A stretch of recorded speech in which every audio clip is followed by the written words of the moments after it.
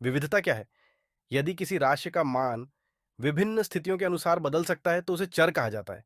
यदि चर के मान में परिवर्तन के परिणाम स्वरूप संबंधित चर के मान में परिवर्तन होता है तो उनके संबंध को भिन्नता कहा जाता है।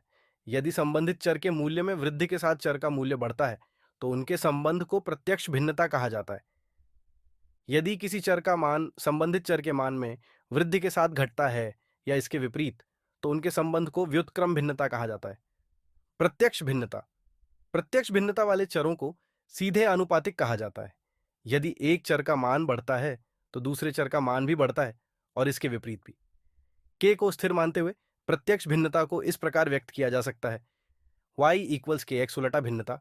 व्युत्क्रम भिन्नता वाले चरों को व्युत्क्रमानुपाती कहा जाता है। यदि एक चर का मान बढ़ता है तो दूसरे चर का मान घटता है और इसके विपरीत।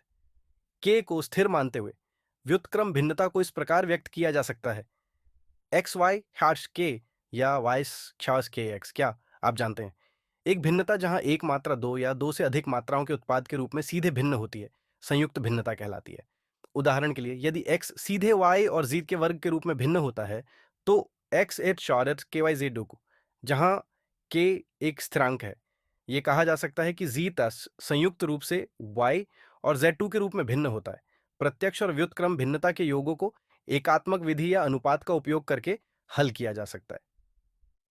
न्यूटन के गुरुत्वाकर्षण के नियम जैसे कुछ महत्वपूर्ण भौतिकी नियम संयुक्त और व्युत्क्रम विविधताओं को जोड़ते हैं। न्यूटन का गुरुत्वाकर्षण का नियम किसके द्वारा दिया गया है? एफ ओ एस के एम एम सा चॉस आर टू। इसमें कहा गया है कि दो पिंडों के बीच का बल उनके द्रव्यमान m1 और m2 के रूप में संयुक्त रूप से बदलता है और उनके केंद्रों के बीच की दूरी के वर्ग के विपरीत होता है। के प्रत्यक्ष और व्युत्क्रम दोनों भिन्नताओं में एक गैर शून्य स्थिरांक है। साधारण ब्याज बनाम समय, घनत्व बनाम द्रव्यमान, बल बनाम त्वरण प्रत्यक्ष भिन्नता के कुछ उदाहरण हैं।